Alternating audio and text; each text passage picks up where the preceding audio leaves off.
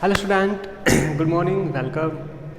तो कल हमने चैप्टर 1 के बारे में कुछ बेसिक चीज़ें पता कर ली थी कि क्या होती है क्या नहीं होती, उसमें क्या क्या आपको जानने को मिलेगा क्या नहीं मिलेगा, कि आपको नेचर को लेकर क्या क्या क्लैरिटी आने वाली है। ठीक है, ये सारी चीज़ें हमने थोड़ा डिस्कस की थी। अच्छा, अब हमने कल ये देख लिया था मैटर क्या होता है और इसकी प्रॉपर्टीज़ देख ली थी कि ये पार्टिकल से मिलकर बना होता है, पार्टिकल बीच में डिस्टेंस होती है कुछ, ठीक है, वो मोशन करते रहते हैं हमेशा, उनका कुछ स्पेसिफिक साइज होता है, बीच में अट्रैक्शन फोर्स लगता है उनके। ठीक है, ये सारी चीज़ें हमने कल जो वीडियो की थी उसमें डिस्कस की थी। ये उस वीडियो का सेकंड पार्ट है और हम अब डिस्कस करने वाले हैं स्टेट ऑफ मैटर, कि मैटर की स्टेट क्या क्या हो सकती है फिजिकली, अगर आप फिजिकली उसको देखो तो। ठीक है, फिजिकल मीन आप अगर नॉर्मल उसको देखो तो आपको क्या क्या चेंजेस देखने को मिलते हैं। आप उसको हीट अप करो तो क्या चेंजेस मिलते हैं, उसको कूल डाउन करो तो आपको क्या चेंजेस देखने को मिलते हैं। ठीक है, ये सारी चीज़ें आप डिस्कस करने वाले हो आज के इस क्लास में। ओके, ठीक है, तो स्टार्ट कर लेते हैं अपना ये स्टेट ऑफ मैटर। स्टेट का बेस पे मैटर को 3 पार्ट्स में डिवाइड किया गया है बेसिकली, लेकिन आपका मैटर जो होता है वो असल में 5 टाइप का होता है। There are 5 kind of matter, लेकिन जो नॉर्मली आपके काम आते हैं और छोटी क्लासेस में क्या आपको 12th तक भी यही काम आने वाले हैं। सॉलिड, लिक्विड, गैस, 3 स्टेट होती है आपके मैटर की, सॉलिड, लिक्विड एंड गैस। इसके अलावा जो 2 स्टेट होती है वो हम इनके बाद डिस्कस करेंगे, that is plasma 4th state of matter and Bose-Einstein condensate that is 5th state of matter. ये हम डिस्कस करेंगे इनके बाद, लेकिन पहले हम इसको डिस्कस कर लेते हैं और आज की क्लास में खाली हम इतना ही डिस्कस करेंगे। इसको अच्छे से समझेंगे क्या होता है स्टेट ऑफ मैटर। स्टेट के बेस पे मैटर को 3 पार्ट्स में डिवाइड किया गया है, that is solid, second one is liquid and last one is gas. ठीक है, आपने इन तीनों का नाम भी सुन रखा होगा और आप जानते भी हैं अच्छे से क्या होती है। लिक्विड के एग्जांपल भी ले सकते हो आप वाटर, ठीक है। गैस के एग्जांपल भी लिखते हो आप कोई भी गैस, कोई भी गैस ले सकते हो। फॉर एग्जांपल आपका स्टीम, वेपर जो होती है उसको आप गैस का एग्जांपल भी ले सकते हो। आपके एटमॉस्फेयर में जो भी गैसेस है वो सारे के सारे आपके गैस के एग्जाम्पल्स में हैं। सॉलिड के लिए आप ले सकते हो फॉर एग्जाम्पल ये चौक, ये ब्लैक बोर्ड, ठीक है, ये बॉक्स, आपकी बुक वगैरह, ये आपका ब्लैक बोर्ड हो गया था, आपका चौक हो गया था, मैं खुद, शूज़ आप जो कैरी करते हो, ठीक है, आपके स्टूल्स वगैरह, आपके ये वॉल्स, ठीक है, आपका फैन, सारी चीज़ें सॉलिड, लिक्विड एंड गैस, ये आपने सुना होगा। लेकिन जो भी मैंने चीज़ें बताई ये पूरी तरह से इन्फॉर्मेशन नहीं देती इन तीनों स्टेट के बारे में, तो हम इन्हीं चीज़ को आज डिटेल से थोड़ा और अच्छे से एक एक लेयर हटा के समझने वाले हैं। ठीक है, देखिए तीनों को प्रॉपर्टीज हमको देखनी है। सॉलिड की प्रॉपर्टी हम देखते हैं पहले। सॉलिड की प्रॉपर्टी क्या होती है, आप अगर किसी भी सॉलिड को देखो, फॉर एग्जांपल आपके पास कोई स्टोन है, स्टोन अगर आप उसको देखो तो किस तरह दिखेगा आपको वो, क्या वो अपनी शेप को चेंज कर रहा है क्या, या फिर आपने उसको हाथ में जैसे लिया और हाथ से उठा के जब नीचे रखा तो उसकी शेप चेंज हुई क्या, नहीं, उसकी शेप चेंज नहीं होती है। ठीक है, मतलब जो सॉलिड होता है वो उनकी एक स्पेसिफिक शेप होती है।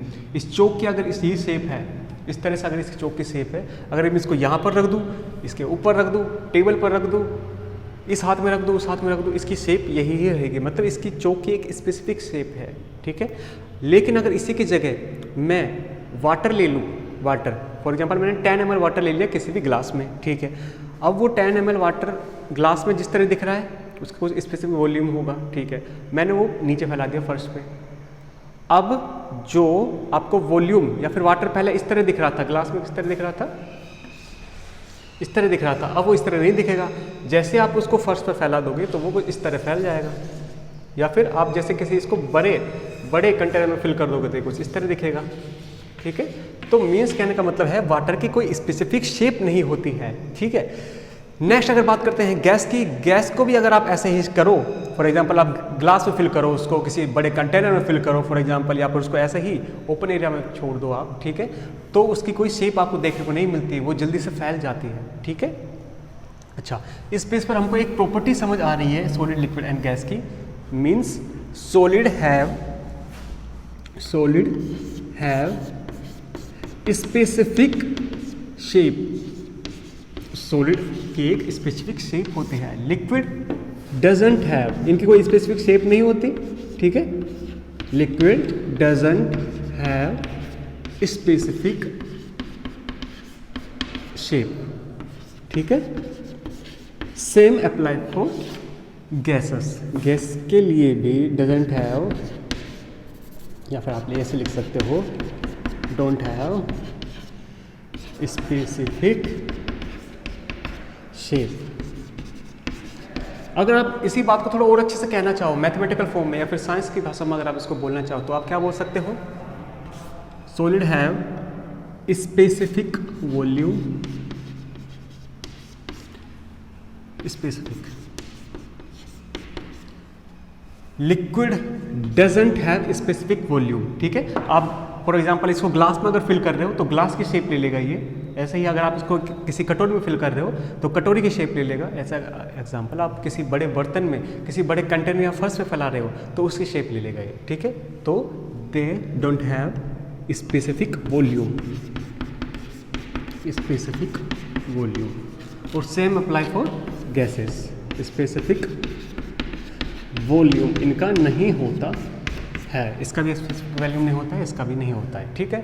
अच्छा, ये एक पॉइंट हो गया। सेकंड पॉइंट क्या होता है, आप किसी सॉलिड को लो और उसको कंप्रेस करके देखो, ऐसे दबा के देखो। इस चोक को आपने लिया और इसको कंप्रेस करके देखता हूँ मैं, नहीं हो रहा कुछ भी, और प्रेस करके देखता हूँ कुछ भी नहीं हो रहा, और प्रेस करके देखता हूँ नहीं हो रहा। ज़्यादा ज़्यादा क्या होगा, ये ब्रेक हो जाएगा, है ना। और ब्रेक होने के बाद भी क्या ऐसा थोड़ी ना है कि ब्रेक होने के बाद ये लिक्विड बन जाएगा, गैस बन जाएगा, नहीं, तब भी सॉलिड ही रहेगा। मतलब आपके जो सॉलिड होते हैं वो कंप्रेसिबल नहीं होते हैं, ठीक है। आपका फॉर एग्जांपल अगर आप एक स्टोन को ले ले, किसी पत्थर को हाथ में ले ले और उसको दबा के देखे तो वो नहीं प्रेस होता है, दबता नहीं है, वो मीन कंप्रेस नहीं होता है। सॉलिड कंप्रेस नहीं होते हैं, मतलब नॉट कंप्रेसिबल, ये कंप्रेसिबल नहीं होते हैं। सेकंड आपके बात कर लेते हैं लिक्विड के केस में। लिक्विड आप किसी कंटेनर में किसी वाटर को फिल करके देखो और उसको दबा के देखो, क्या वो प्रेस होता है क्या? सर प्रेस तो नहीं, हमारा हाथ उसमें अंदर चला जाता है, तो इसको प्रेस होना बोलते हैं? प्रॉपर वर्ड्स में नहीं। इसके लिए मैं आपको छोटी सी कंडीशन दे देता हूँ। मान लीजिए एक कंटेनर है और यहाँ पर मैंने एक इस तरह से स्ट्रक्चर लगा दी है, इस तरह से स्ट्रक्चर, ठीक है। ये कुछ इस तरह का हैंडल है कि मैं इसको ऐसे और ऐसे कर सकता हूँ। उसके साथ साथ ये जो ये वाली प्लेट है ये भी ऊपर नीचे होती है, ठीक है। और मैंने यहाँ से इसको पूरी तरह से पैक कर दिया है साइड से, यहाँ से, और मैंने यहाँ पर भर दिया है इसमें वाटर। अब बताओ, अगर आप इसको फॉर एग्जांपल वाटर आपका यहाँ तक फिल हुआ पड़ा है, यहाँ तक, अब आप इसको प्रेस करते हो तो क्या प्रेस होता है क्या? प्रेस होता है क्या? प्रेस नहीं होता है। और अगर वैसे ये कहना ठीक नहीं है, प्रेस होता तो है लेकिन बहुत बहुत बहुत ही माइनर, बहुत छोटा सा प्रेस होता है। फॉर एग्जांपल अगर इतनी डिस्टेंस है तो वो इतनी डिस्टेंस होगी, ठीक है। और ये इतनी कम डिस्टेंस है कि आप इसको नॉर्मल आई से डिटेक्ट नहीं कर सकते, नॉर्मल आई से देख नहीं पाओगे कि प्रेस हुआ भी है कि नहीं, ठीक है। तो आप बोल सकते हो कि लिक्विड कंप्रेसिबल तो होते हैं लेकिन वेरी फ्यू, बहुत कम, very very few, very very few compressible. लेकिन अगर आप बात करो गैस की, गैस कंप्रेस हो सकती है क्या? बिल्कुल हो सकती है। अगर आप, मैंने अभी जो एक एग्जांपल बनाया हो, डायग्राम बनाया था, ये कंटेनर ले लिया, ये आपने इस तरह का स्ट्रक्चर ले लिया, असल में इस चीज़ को बोलते हैं पिस्टन, ठीक है। और आप जब इसको हैंडल को पकड़कर ऐसे ऊपर नीचे करोगे तो इसके अंदर जो गैस रहेगी वो भी आप उसको पिस्टन को नीचे कर पाओगे, आराम से ऊपर कर पाओगे, नीचे कर पाओगे, ऊपर कर पाओगे, मीन्स वो गैस आपकी कंप्रेस हो सकती है, ठीक है, कंप्रेसिबल, ठीक है। अब मेन पॉइंट की बात करते हैं कि इनके पार्टिकल्स के बीच में स्पेस कितना कितना होता है। अगर होता भी है, किसी में कम होता है, ज़्यादा होता है, तो कितना होता है अगर हम देखें तो, ठीक है। सॉलिड के जो पार्टिकल्स होते हैं, फॉर एग्जांपल ये है, इसके पार्टिकल्स आप देख पा रहे हो क्या? अजी हम इसके जो एक्चुअल पार्टिकल है, एटम्स, उनको तो देख नहीं पा रहे, लेकिन हाँ कुछ पार्टिकल देख पा रहे हैं। उनके बीच में कुछ डिस्टेंस है, हाँ डिस्टेंस है। एक इस सॉलिड को मान लीजिए, एक इस सॉलिड को मान लीजिए, इनके इसके जो पार्टिकल्स हैं, चौक के पार्टिकल्स एज्यूम करो, उनके बीच में डिस्टेंस है क्या? डिस्टेंस तो है लेकिन बहुत बहुत कम है। क्या आप ऐसा है क्या इस चौक के आर पार देख पाते हो? इतनी ज़्यादा डिस्टेंस है? नहीं। लेकिन गैस में से गैस जो होती है उसमें से ऐसा होता है। एटमॉस्फेयर में आपकी गैस ही है, ठीक है। अब गैस के आप आर पार देख पा रहे हो क्या? आप जिस रूम में खड़े हो, अभी यहाँ पर कैमरा है, यहाँ पर मैं हूँ, आप मुझको देख पा रहे हो क्या? बिल्कुल देख पा रहे हो। कोई पूछे सर ऐसा कैसे, बीच में तो गैस फिल हुई पड़ी है, फिर आप कैसे देख पा रहे हो? इसलिए देख पा रहे हो कि गैस के जो पार्टिकल्स होते हैं उनके बीच में जो डिस्टेंस होती है वो बहुत ज़्यादा होती है, इतनी ज़्यादा कि उनके आप आर पार भी देख पाते हो। लेकिन ऐसी कहानी सॉलिड के केस में तो नहीं होती। सॉलिड के ये जो पार्टिकल्स हैं इनमें जो इसके मॉलिक्यूल, जो इसके पार्टिकल के बीच में जो स्पेस है वो बहुत कम है, इसलिए आप सॉलिड के आर पार नहीं देख पाते। सर क्या लिक्विड के आर पार हम देख सकते हैं क्या? नहीं, लिक्विड के आर पार भी नहीं देख सकते जब तक कि वो ट्रांसपेरेंट ना हो। ऐसी बात है क्या? कहने का मतलब है कि अगर कोई ट्रांसपेरेंट लिक्विड है तब तो आप उसके आर पार देख पाते हो, लेकिन ट्रांसपेरेंट लिक्विड नहीं है तो आप उसके आर पार नहीं देख पाते। हालांकि ये एक अलग पॉइंट था, मैं बात कर रहा हूँ कि उनके बीच में कितनी डिस्टेंस होती है। सॉलिड के जो पार्टिकल्स होते हैं उनके बीच में डिस्टेंस सबसे कम होती है, बहुत बहुत कम होती है।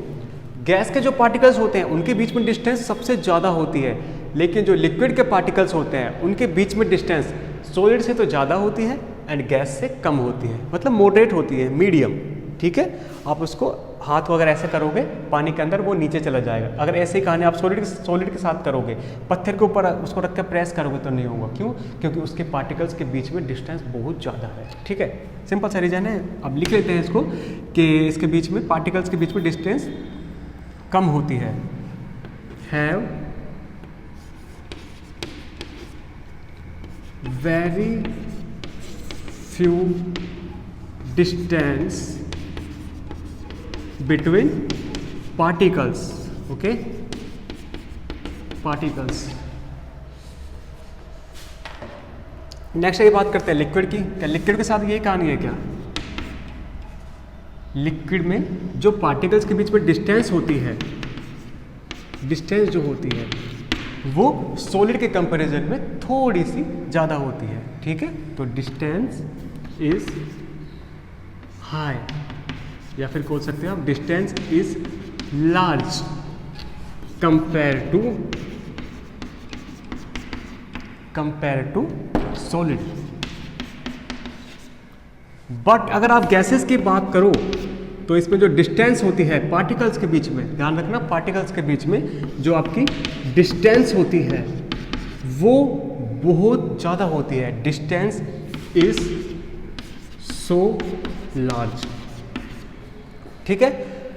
सॉलिड के जो पार्टिकल्स होते हैं उनके बीच में डिस्टेंस सबसे कम होती है। Distance between particles is very low, very very low. इनके बीच में जो डिस्टेंस होती है इससे थोड़ी सी ज़्यादा होती है, लेकिन इससे कम होती है। लेकिन गैस के पार्टिकल जो होते हैं उनके बीच में डिस्टेंस बहुत बहुत ज़्यादा होती है, इतनी ज़्यादा कि उनके आप आर पार भी देख सकते हो। और यही रीज़न है कि आप एटमॉस्फेयर में हाथ को आराम से इस तरह मूव कर सकते हो। क्यों? क्योंकि गैस के जो पार्टिकल्स वो काफ़ी दूर दूर हैं, आप आराम से मूव कर पाते हो।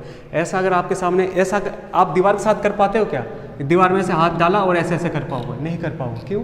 क्योंकि पार्टिकल्स के बीच में डिस्टेंस बहुत ज़्यादा है, ठीक है। अच्छा, मैं ये 3 प्रॉपर्टी लिखी थी, इनको आप नोट डाउन कर सकते हो, कुछ भी कर सकते हो समझने के लिए। अभी मैं इनको इरेज कर रहा हूँ, ठीक है। हम नेक्स्ट आगे जो प्रॉपर्टीज़ हैं उनके बारे में बात कर लेते हैं कि क्या क्या प्रॉपर्टीज़ होने वाली है, क्या नहीं होने वाली। एक और चीज़ स्टूडेंट, आपको जो भी डाउट वगैरह होते हो तो आप उनको जो आपके व्हाट्सएप पे जो ग्रुप है उसमें शेयर बता सकते हो, या फिर आप कमेंट्स जो है उसमें बता सकते हो, ठीक है। अल्टीमेटली आपको ध्यान से, थोड़ा प्यार से साइंस को पढ़ना है, तभी आपको मजे आएंगे, ठीक है। अच्छा, नेक्स्ट बढ़ते हैं कि इसके बीच में डेंसिटी कैसे होती है। इनके तीनों की डेंसिटी की बात करें तो डेंसिटी का मतलब, हालांकि फिजिक्स सारे आपने पहले पढ़ लिया होगा। डेंसिटी का मतलब कोई भी ऑब्जेक्ट जितना ज़्यादा डेंस होता जाता है, ठीक है, जितना ज़्यादा डेंस होता जाता है उसके पार्टिकल के बीच में डिस्टेंस उतनी कम होती जाती है, ठीक है। तो हमने जो लास्ट पॉइंट लिखा था उसी को थोड़ा और अच्छे से लिखा गया है इसमें। इनके बीच में पार्टिकल्स, जब फिर सॉलिड जो होता है उसकी डेंसिटी सबसे ज़्यादा हाई होती है। लिक्विड की जो डेंसिटी होती है वो मीडियम होती है, या फिर मॉडरेट भी बोल सकते हो आप। लेकिन गैस की जो डेंसिटी होती है वो काफ़ी लो होती है, ठीक है। इसका रीज़न हमने पहले देख लिया था, ठीक है। क्योंकि इसके बीच में पार्टिकल्स के बीच में डिस्टेंस कम होती है, इसके बीच में थोड़ी ज़्यादा, उसके बीच में सबसे ज़्यादा। जितनी ज़्यादा डिस्टेंस, जितनी कम डिस्टेंस रहेगी पार्टिकल्स के बीच में, उतनी ही डेंसिटी रहेगी ज़्यादा।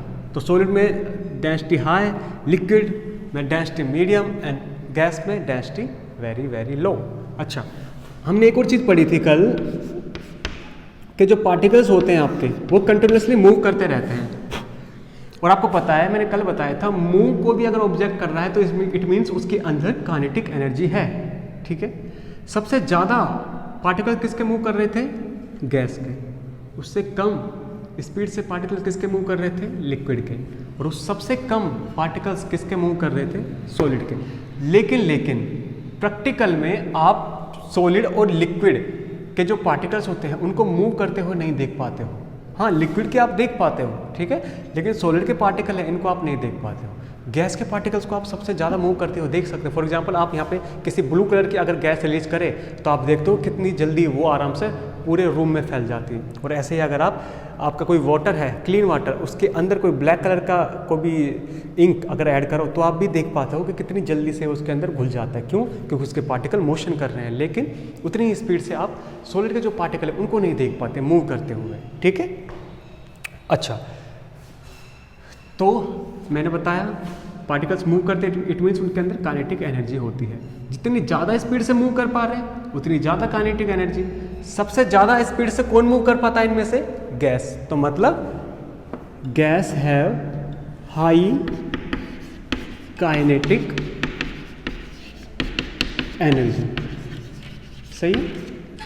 अगर लिक्विड की बात करें तो ये है liquid have medium kinetic energy.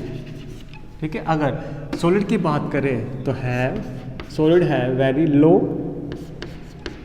Kinetic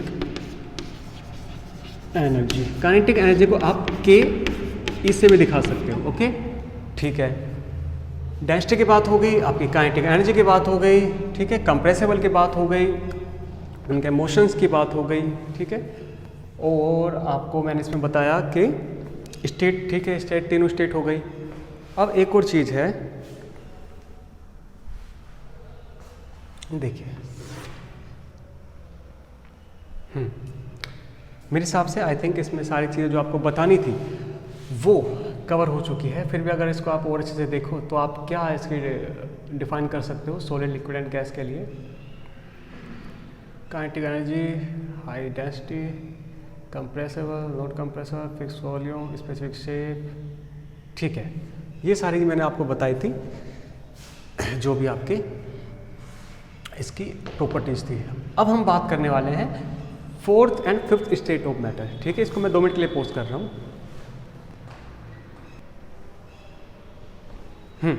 continue करते हैं। ठीक है, इन चीज़ों को मैं हटा देता हूँ। इनके बीच में जो आपकी मैंने प्रॉपर्टीज़ बताई थी वो इतनी ही थी। ठीक है, एक और चीज़ कि आप अगर सॉलिड को हीटअप करो तो क्या हो सकता है? वो लिक्विड में चेंज हो जाता है। लिक्विड को भी और ज़्यादा हीटअप करें आप तो वो किस में चेंज हो जाता है? गैसेस स्टेट में। तो आप ये प्रॉपर्टीज़ ऐड कर सकते हो अगर आपकी इच्छा करे तो। आपके सॉलिड, लिक्विड एंड गैस ये तीनों के तीनों डिफ्यूज़ हो सकते हैं। ठीक है, अच्छा, फॉर एग्जांपल आपका वाटर जो होता है, वाटर को अगर आप हीटअप करो तो वो गैसेस फॉर्म में बदल जाएगा, मतलब वो डिफ्यूज़ हो गया। ठीक है, अगर आप वाटर को कूल डाउन करो तो वो आइस फॉर्म में बदल जाएगा, मीन वो सॉलिड हो गया, इसका मतलब भी डिफ्यूज़ हो गया। ठीक है, अच्छा, अब बात कर लेते हैं फिफ्थ और फोर्थ स्टेज की। फिर इस वीडियो को यहीं पे रोक देंगे। अच्छा, देखिए, फिर फोर्थ स्टेट है आपकी प्लाज्मा। प्लाज्मा में जो आपके मैटर के पार्टिकल रहते हैं वो हाईली एनर्जाइज होते हैं। इस बेस पर आप बोल पाते हो, ये किस बेस पर बोल पाते हो? इस बेस पर बोल पाते हो कि ये हाईली आयोनाइज होते हैं, हाईली आयोनाइज होते हैं। ठीक है, अच्छा, क्या रहते हैं इनमें जो पार्टिकल्स रहते हैं वो एक एक पार्टिकल में इतनी बहुत ज़्यादा एनर्जी होती है। ठीक है, इसी वजह से वो हाईली आयोनाइज भी होते हैं। किसी भी अगर पार्टिकल्स को आपको आयनाइज करना है तो उसको आपको बाहर से एनर्जी देनी पड़ेगी, वेदर इलेक्ट्रिसिटी, टेम्परेचर, प्रेशर, ये सारी चीज़ देनी होगी। अगर ये 3 चीज़ें आप दे पाते हो, मैं बात कर रहा हूँ अगर आप किसी मैटर को प्लाज्मा में कन्वर्ट करना है तो आपको उसको बाहर से एनर्जी प्रोवाइड करना नहीं पड़ेगी, या तो आप उसको बहुत ज़्यादा हीट दे दो टेम्परेचर, या फिर आप उसको बहुत ज़्यादा प्रेशर प्रोवाइड करा दो।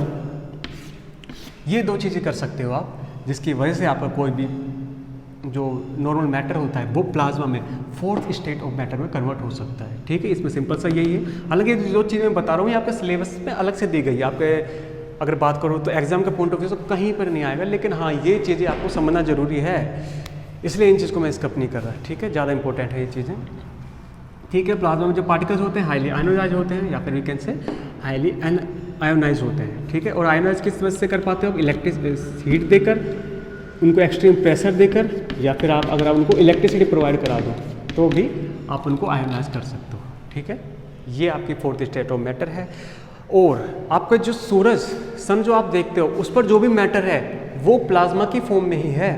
ठीक है, प्लाज्मा की फॉर्म में वहाँ पर जो आपके पार्टिकल्स मिलेंगे, आपको जो मैटर मिलेगा उनमें एनर्जी बहुत ज़्यादा है।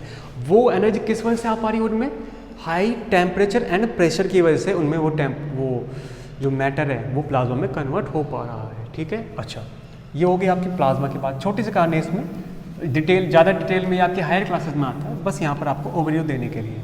नेक्स्ट और फाइनल है आपका 5th state of matter, that is great Bose Einstein condensate.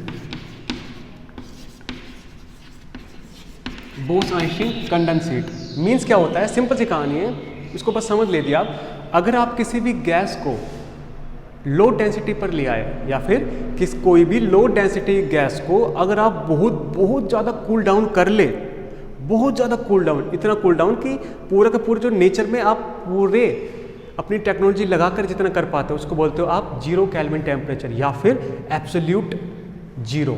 हालांकि एब्सोल्यूट 0 को आज तक कोई भी अटेंड नहीं कर पाया, इतना कम टेम्परेचर होता है ये। ठीक है, कितना बोल रहा हूँ मैं? 0 केल्विन टेम्परेचर। जो केल्विन होता है ये टेम्परेचर की एक यूनिट होती है, सेम एज सेंटीग्रेड, फ़ारेनहाइट, ऐसे ही केल्विन होता है। इसके बारे में हम पढ़ेंगे कन्वर्जन इनका। ठीक है, तो क्या करना होता है बेसिकली आपको? लो डेंसिटी ऑफ गैस को if you cool down low density gas, simple सा बस ये। अगर आप किसी भी गैस को, मैं बोल रहा हूँ अगर आप किसी भी गैस को, और एक किस तरह की होती है?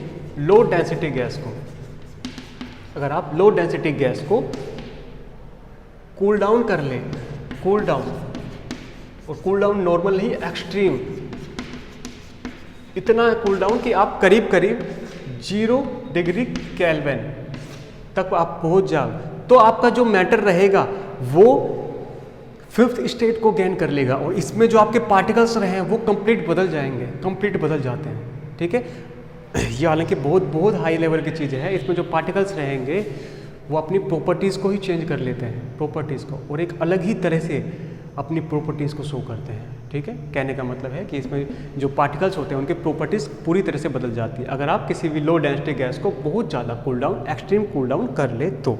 ठीक है, तो हमने, अगर आप मैं इसका समअप करूँ तो आज हमने सॉलिड जो मैटर है उसकी 5 स्टेट ऑफ पढ़ी थी। ठीक है, पहला था आपका सॉलिड, देन आपकी गैस, देन आपका लिक्विड, फिर आपने को पढ़ा था आपने हमने प्लाज्मा, और 5th है आपका बोस आइंस्टाइन कंडेंसेट। इसके बारे में थोड़ा बताऊं। बोस आपके इंडियन एक साइंटिस्ट थे और आपके आइंस्टाइन बाहर से थे। ठीक है, असल में क्या हुआ, आपके जो बोस थे, बोस सत्येंद्र नाथ बोस इनका फुल नेम था, जो बोस थे आपके, इन्होंने एक लेटर भेजा इनको। असल में ये किसी क्वांटम फिजिक्स, एक फिजिक्स का पार्ट होता है, साइंस का ही एक पार्ट ये लगा लीजिए, उस पर एक काम कर रहे थे। तो इन्होंने क्या देखा सत्येंद्र बोस ने कि अगर मैटर को आप इस कंडीशन पर लेके आए तो कहीं ना कहीं उसकी प्रॉपर्टी चेंज होनी चाहिए थी, ऐसा इनको लगा था। तो इन्होंने क्या किया, एक लेटर लिखा आइंस्टीन को, और आइंस्टीन ने जब ये लेटर पढ़ा तो इनको पता चला कि हाँ, ये जो इंडियन साइंटिस्ट जो बोल रहा है ये वास्तव में सही बात है और इसको हम टेस्ट करके देख सकते हैं। ठीक है, तो इन्होंने बोस ने आइंस्टीन को अपने पास बुलाया, इन्होंने लैब में एक्सपेरिमेंट करके देखे, लेकिन फिर यहाँ पे एक चीज़ हुई, इन दोनों ने ये कंक्लूजन निकाला, नतीजा निकाला कि हाँ, अगर आप ऐसा करके देखोगे तो आपको 5th स्टेट ऑफ मैटर मिल जाएगी। लेकिन ये दोनों एक्सपेरिमेंट करके नहीं दिखा पाए थे। एक्सपेरिमेंट करीब 15-20 साल बाद हुआ था इनका इस चीज़ का एक्सपेरिमेंट, और हाँ वो सही निकला था। उसके बाद इसको पूरी तरह से सही बता दिया गया, ठीक है, बोस आइंस्टीन कंडेंसेट, ठीक है। तो ये फाइनल था आपके आज के लिए। कल 2-3 टॉपिक बचे हैं इसमें, उसके बाद ये चैप्टर ही खत्म। छोटा सा टॉपिक, ज़्यादा कुछ है नहीं इसमें, ठीक है। Thank you. कोई भी जवाब वो आपका क्वेरीज तो मेरे को बताना, ठीक है। Thank you.